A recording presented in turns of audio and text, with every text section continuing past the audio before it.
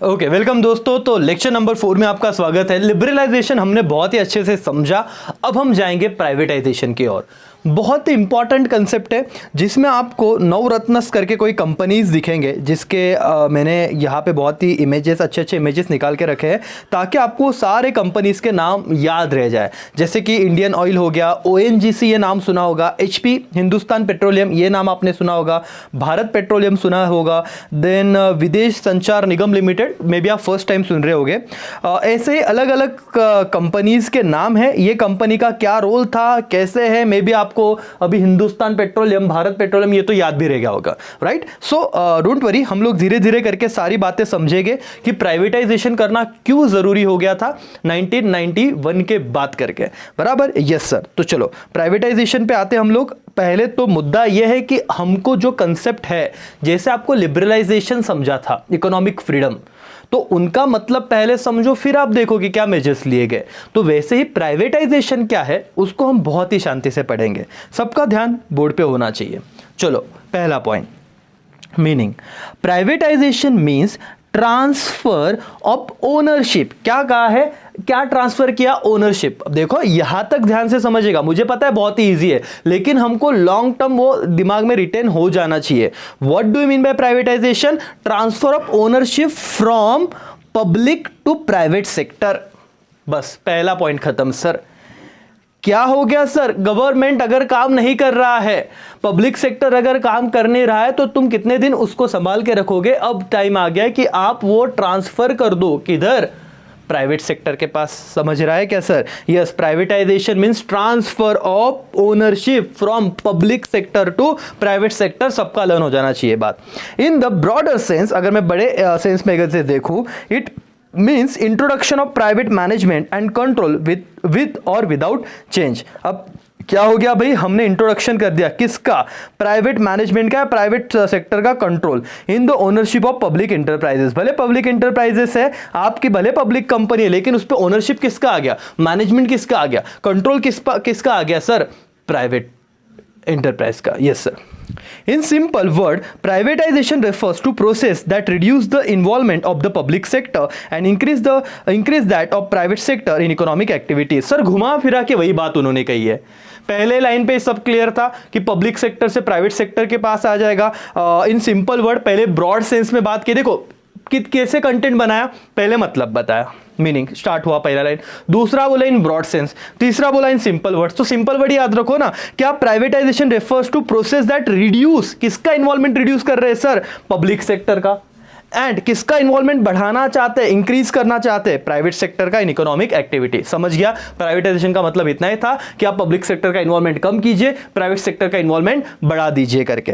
Right sir? Yes. तो अभी यहां पे इतना पॉइंट हमारे ध्यान में आ गया है, आगे बढ़ते हैं करके।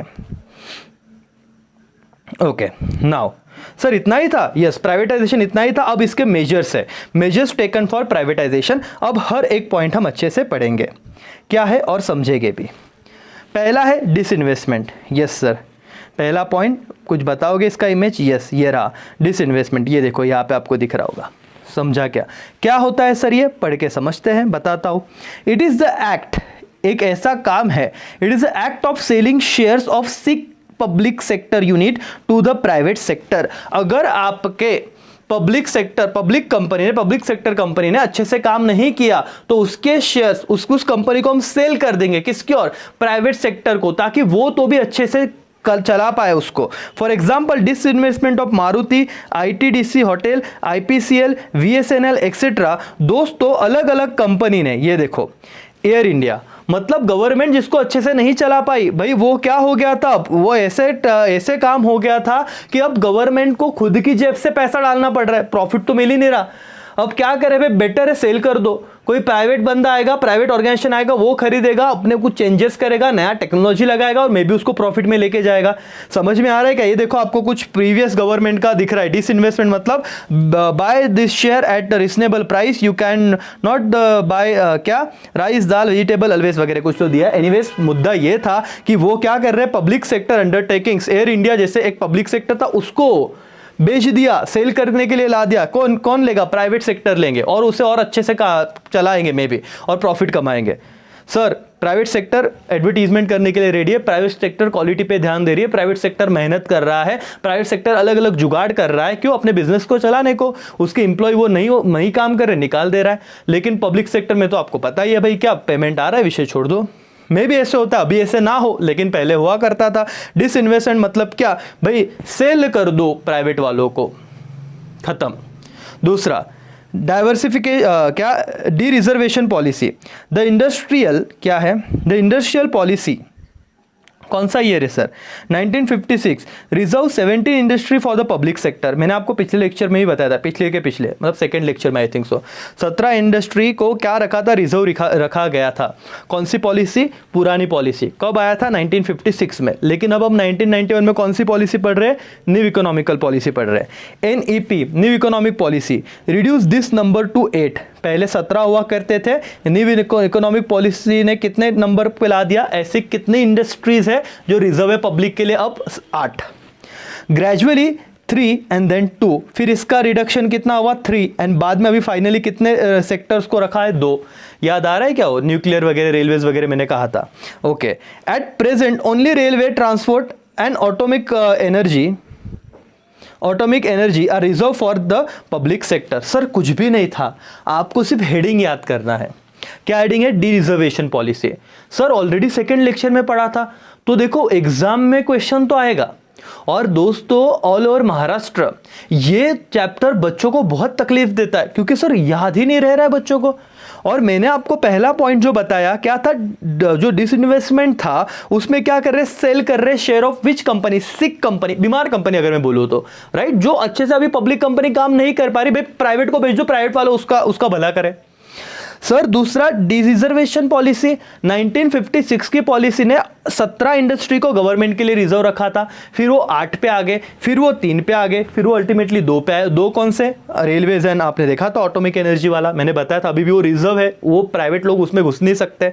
कौन करेगा? गवर्नमेंट ही उस पर पूरा का पूरा कंट्रोल रखेगा। 2 पॉइंट हो गए। यस सर, तीसरा पॉइंट देखते हैं, बहुत शांति से ध्यान दो, सब समझेगा। Establishment of BIFR, board of industrial and financial reconstruction. चलो पहले तो इस पॉइंट को समझते हैं, वो पॉइंट समझा तो बाकी पढ़ेंगे। इस्टेब्लिशमेंट, नया एक कुछ तो बोर्ड बनाया, उसका शॉर्ट फॉर्म क्या है? BIFR। फुल फॉर्म क्या है? B for boards, I for board of industrial, I for industrial, and what? F for financial, R for reconstruction. तो क्या? Board of industrial and financial reconstruction. New economic policy, NEP मतलब new economic policy, has set up board of industrial and financial reconstruction. ये तो उसका ही short form है, BIFR का long form है, right? BIFR, ठीक है। Board of industrial and financial reconstruction to take decision regarding sick public sector unit. By the end of 1996, 188 cases of sick public sector unit were referred to BIFR. Sir कुछ समझा नहीं है मेरे को। मेरे दोस्तों ये कंपनी है पब्लिक सेक्टर अंडरटेकिंग, देखो ये सिक कंपनी है। अब BIFR industrial and financial reconstruction, बराबर ना? Board of industrial and financial reconstruction. 188 complaint गए। सर ये भंगार, मतलब ये क्या कुछ काम नहीं कर रहे? सिक हो गया मतलब ये लोग क्या कर रहे हैं? आराम से बैठे हुए, कोई एक तो प्रोएक्टिव स्ट्रेटेजी नहीं बना रहे। आजकल कट थ्रोट कॉम्पिटिशन है मार्केट में, मतलब सर आपको नए नए प्रोएक्टिव कुछ नए स्कीम लाने पड़ेंगे, लोगों तक पहुंचना पड़ेगा। अगर आप नहीं पहुंचोगे कैसे चलेगा? बराबर है कि नहीं? तो इस केस में ये जो काम था कि क्या सर सिक कंपनी को कन्वर्ट करने में, किसमें मतलब उसको उसके शेयर बेच दो या फिर उसको कहाँ पे प्राइवेटाइजेशन उसका कर दो, तो कौन सा बोर्ड कर रहा था? आपका ये वाला बोर्ड। अब ध्यान दो, यहाँ पे पूरा पढ़ो। चलो, New economic policy has set up the board of industrial and financial reconstruction to take a decision, underline, to take a decision regarding sick public sector units. Public sector unit, ये देखो PSU, पब्लिक सेक्टर यूनिट, समझा क्या? Short form सिक। लेकिन कौन से सिक? मतलब जो already बहुत लॉस में जा रहे, जो ऑलरेडी कुछ प्रॉफिट ही नहीं दे रहे, कुछ टर्नओवर ही नहीं हो रहा है, वो वाली कंपनीज, राइट? या ओके सर, आगे। बाय द एंड ऑफ 1996, 188 कितने cases? 188 cases of sick public sector unit वो रेफर टू BIFR, कि जिसने उसको हैंडल किया था, बताया था कि भाई चलो अब तुम लोग कुछ नहीं कर सकते, तो ये प्राइवेटाइजेशन इसका कर देते हैं करके। किसका एस्टेब्लिशमेंट था? BIFR। फुल फॉर्म बोलो, board of what? Industrial and financial reconstruction. I hope अब सबका हो ही गया एलन। आगे बढ़ते हैं। Creation of national renewable board, NRB, national renewable board. चलो देखते हैं। When the loss-making public sector units are closed, the worker have to face the problem of unemployment and poverty. मेरे दोस्तों, ये जो पब्लिक सेक्टर अंडरटेकिंग दिख रही है, आपने ये तो कहा कि सर अगर गवर्नमेंट अपनी कंपनी को अच्छे से नहीं चला पाई तो आप क्या कर देना, उसका प्राइवेटाइजेशन कर देना, बेच देना उस कंपनी को। लेकिन उसी वक्त उस कंपनी में जो लोग काम कर रहे थे, अब तक जो लोग अच्छे से इज्जत से शिद्दत से उस कंपनी को टाइम दे रहे थे, जैसे ही कंपनी खत्म, क्या लोगों का रोजगार चला गया? हाँ सर। क्या लोग बेरोजगार हो गए? हाँ सर। तो अनएम्प्लॉयमेंट क्रिएट हुआ, उसका क्या? पढ़ो ध्यान से।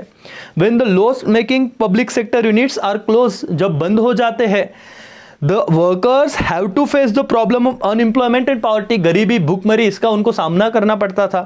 To solve this problem, ताकि जो लॉस मेकिंग कंपनी बंद ना हो, लोग बेरोजगार ना हो, लोगों के पास गरीबी ना आए, इस प्रॉब्लम को सॉल्व करने के लिए government has create national renewable board, underline NRB, National Renewable Board. NRB takes responsibility of providing compensation to what? क्या है वो? Retrenched workers as well as those seeking voluntary retirement. तो उसको क्या कर देते हैं? VRS दे देते हैं, voluntary retirement, मतलब उनको फंड देते हैं अलग अलग। तो ऐसे कुछ स्कीम लाई गई ताकि वो वर्कर को कुछ ना कुछ तो मिले करके। कौन सा बोर्ड इस्टेब्लिश किया गया? National renewable board. मेरे भाइयों और मेरी बहनों, आई नो थोड़ा टेक्निकल हो रहा है, लेकिन नहीं समझ रहा ऐसे कुछ भी नहीं है। चलो, क्या पॉइंट था? प्राइवेटाइजेशन। प्राइवेटाइजेशन में पहला मेजर्स में आपने क्या देखा? डिसइन्वेस्टमेंट, फिर डी रिजर्वेशन, एकदम सिंपल था। पहले 17, फिर 8, फिर 3 और फिर 2। कौन सा? रेलवेज और अपना ऑटोमेक। फिर BIFR, board of what? Industrial and financial reconstruction. फिर क्या था? NRB, क्या था? National renewable boards. दो वर्कर अनएम्प्लॉयमेंट और पॉवर्टी आ रही है, वो उसको थोड़ा बोलते ना कि स्कीम के तहत उनको मिनिमम क्या मिले, कैसे मिले, उसका वो ध्यान रखेंगे। वॉलंटरी रिटायरमेंट का प्लान वगैरह, वो सारी बातें यहाँ पे दी है। दोस्तों, 4 पॉइंट खत्म होने के बाद 5वां पॉइंट आ रहा है नवरत्न स्टेटस। अब ये नवरत्न क्या है? मैंने जैसे कहा था कि मैंने कुछ इमेजेस आपके लिए बना के रखे हैं नवरत्न स्टेटस के। ये देखो, पहले इंडियन ऑयल कॉरपोरेशन लिमिटेड क्या है, पढ़ाता हूँ आपको, ध्यान रखना करके, ध्यान से सारी चीज़ें आपको समझेगी, कहीं घाई नहीं हमको। लेक्चर आराम से देखना है, पूरा फ्रेश माइंडसेट के साथ देख रहे हो, लगता है तो पॉज करो, पानी पियो, फिर ये पॉइंट देखो। लेकिन पॉइंट में कहीं पे भी ऐसे बाउंसर जाए या फिर से नींद आ रही तो रुक जाओ, फ्रेश होके फिर देखो, बराबर। अब देखो पूरा lecture. During 1997-98, 9 public sector units were selected and given the status of what? नवरत्नस। चलो, पहला तो ये तो पॉइंट खत्म कर दो। कौन से ईयर में? 97-98 में। कौन से? प्राइवेट सेक्टर की public sector? Sir privatisation point पढ़े, लेकिन कौन से कंपनी को सिलेक्ट किया गया? 9 पब्लिक सेक्टर यूनिट्स को सिलेक्ट किया गया और उनको क्या स्टेटस दिया गया? Navratna. On the basis of what? On the basis of their performance. खत्म। ये इंपॉर्टेंट था, फिलिंग द ब्लैंक्स में आपको पूछ लेंगे कि बताओ 1997 और 1998 में कौन सा कंपनी को सिलेक्ट किया गया, प्राइवेट के पब्लिक? तो answer is what? Public sector units. और उनको क्या स्टेटस दिया गया? नवरत्न। किसके बेसिस पे? On the basis of their performance. Yes sir. This Navratna were given full financial and managerial autonomy. This Navratna are as follow. उनको पूरा छूट दिया गया था, फाइनेंशियल हो या मैनेजरियल हो। कौन कौन से? सिर्फ नाम याद रखो। IOS, Indian oil corporation. Image याद रखो ताकि ज्यादा दिमाग में बैठे आपको। पहला नवरत्न, पहला नाम क्या है? इंडियन ऑयल कॉर्पोरेशन, IO क्या था वो? C करके, राइट, IOC। दूसरा ONGC, oil and natural gas corporation. Sir image दिखाओ, ये देखो, पहला आपको ऑयल का इमेज याद रहा, इंडियन ऑयल, फिर आया ONGC। सर यहाँ पे देखना है oil and natural gas corporation, तेल एवं प्राकृतिक गैस निगम, हिंदी में भी पढ़ लो। 2 कंपनी मेरे को याद चाहिए, नवरत्न में से पहले 2 कौन से थे? इमेजेस के साथ देखो, चलो बोलो, इमेजेस आंखें बंद की तो 2 इमेज दिखनी चाहिए, वैसे वो लर्न नहीं होगा। IOC, Indian oil, ONGC, oil and natural gas corporation. 2 हो गए लर्न। यस सर, आगे बढ़ते हैं। HPCL and BPCL, Hindustan petroleum corporation and Bharat petroleum corporation, ये 2। HPCL देख लो इमेज, 1 मिनट 10 सेकेंड के लिए। HP, हिंदुस्तान, HP का लैपटॉप मत बोलना, Hindustan petroleum corporation limited, and क्या था? भारत पेट्रोलियम। अब ये दोनों में आपके यहाँ पे लेके आता हूँ। ये देखो 4 हो गया 9 में से, चारों के मेरे को 9 के 9 चाहिए याद। देखो क्या है ये वाला image, HP and Bharat petroleum. चलो 4 के 4 बोलो, ये रहा 4 के 4। इंडियन ऑयल, ONGC, इमेजेस याद रखो, HP और भारत। जूम करता हूँ, भूलना ही नहीं है। इंडियन ऑयल दूसरा बोलो क्या, ONGC, तीसरा HP, चौथा भारत पेट्रोलियम। कोई डाउट नहीं सर। आगे VSNL, विदेश संचार निगम लिमिटेड, पांचवा। चला Indian petroleum corporation limited, IPCL भी एक, और जो मैंने अभी बोला वो भी है, एक मिनट दिखाता हूँ। छठवा VSNL, विदेश संचार निगम लिमिटेड। IPCL क्या है, इंडियन पेट्रोकेमिकल कॉरपोरेशन, और VSNL विदेश संचार निगम लिमिटेड। तो चलो ये वाला भी देख लो, विदेश संचार, और ये वाला उसके ऊपर क्या था, इंडियन पेट्रोकेमिकल्स, ये भी याद रखना। फिर 7वां भेल, खाने की भेल नहीं है, क्या है, भारत हेवी इलेक्ट्रिकल्स लिमिटेड, इसका फुल फॉर्म याद रखो। चलो ये रहा भेल, भारत हेवी इलेक्ट्रिकल्स लिमिटेड। भेल कौन सा भेल, खाने का नहीं सर, लेक्चर बहुत धीरे हो गया नहीं, लेकिन आपको सब याद करना है। भेल के बाद क्या, SAIL, steel authority of India limited है। इमेजेस देखो, सेल, कभी भी आपको लोगो दिखा तो ध्यान में आएगा, अरे नवरत्न में से एक था, SAIL, steel authority of India limited. Okay, then NPTC, national thermal power corporation, ये शॉर्ट फॉर्म भी आएंगे कभी कभी आपको। हाँ ये रहा NTPC, national thermal power corporation. Sir इसमें क्या है, ये सैलरी वैलरी क्या दिखा रहे हैं, ये इमेज है, मैंने इसलिए आपको इतना पगार मिल रहा है, देखो वहाँ पे मजे लोगे। हाँ सर, चलो दोस्तों नवरत्न में कुछ तो 5-6 पॉइंट याद रह गए सर। पहला ONGC, इंडियन ऑयल कॉरपोरेशन था, ONGC था, HP था, BP भारत पेट्रोलियम था, IPCL इंडियन पेट्रोकेमिकल कॉरपोरेशन था, VSNL विदेश संचार, भेल, सेल, ये भेल सेल तो याद रखो, BHEL भेल, SAIL सेल। भेल मतलब Bharat heavy electrical, and SAIL मतलब steel authority of India limited. Okay sir, और सर इमेजेस एक बार देख लो, फटाफट देखो, चलो लास्ट टाइम 10 सेकेंड दे रहा हूँ मैं। नवरत्न, पहला रत्न, दूसरा रत्न, तीसरा रत्न, चौथा रत्न, पांचवा ये वाला था जो इसका इमेज नहीं आया, लेकिन पांचवा क्या था, इंडियन पेट्रोकेमिकल्स कॉरपोरेशन, IPCL याद रखो। छठवां रत्न VSNL, 7वां भेल, 8वां सेल, 9वां NTPC। ठीक है, यस सर। चलो आगे बढ़ते हैं, क्या कहा है। At present, public sector units have been further categorized into mini ratna. अब नवरत्न के बाद क्या था, मिनी रत्न एंड महारत्न। वाह, बहुत अनमोल रत्न है। देखो पढ़ते, what do by mini Ratna. The concept of Mini Ratna was introduced by the government of India in 2002. Mini Ratnas are further divided into 2 categories. बहुत ही पंगा है भाई, पहले नवरत्न हो गए, फिर 2000, अच्छा नवरत्न कब आए थे, ईयर याद है क्या किसी को? अरे सर आप इतना आगे आ गए कि क्या पता। 1997 और 1998 में नवरत्न स्टेटस आया, फिर उन्होंने करीब करीब 4 साल लिए, और 2002 में क्या आ गया, मिनी रत्न स्टेटस, और उसको फर्दर 2 पार्ट्स में कैटेगराइज किया। क्या था पहला, मिनी रत्न कैटेगरी 1 क्या है, The public sector company should have made profit in the last 3 years continuously.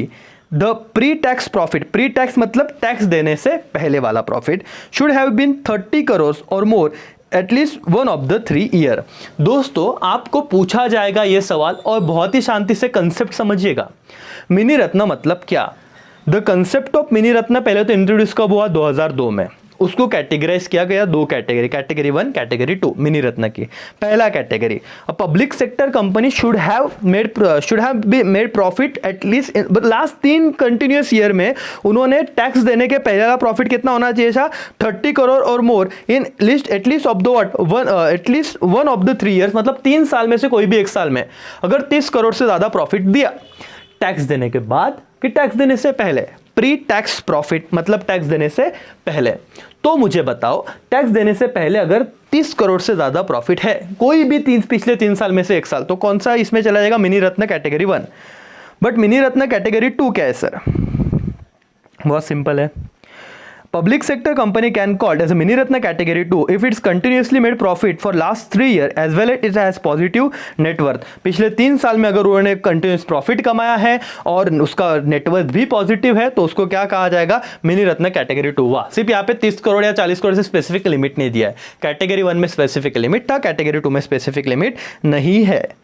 Sir महारत्न, चलो देख लेते हैं, लास्ट पॉइंट है दोस्तों, टेंशन मत लो, फिर आपका लेक्चर ये स्टॉप हो जाएगा, फिर नया नेक्स्ट लेक्चर ग्लोबलाइजेशन पे होगा।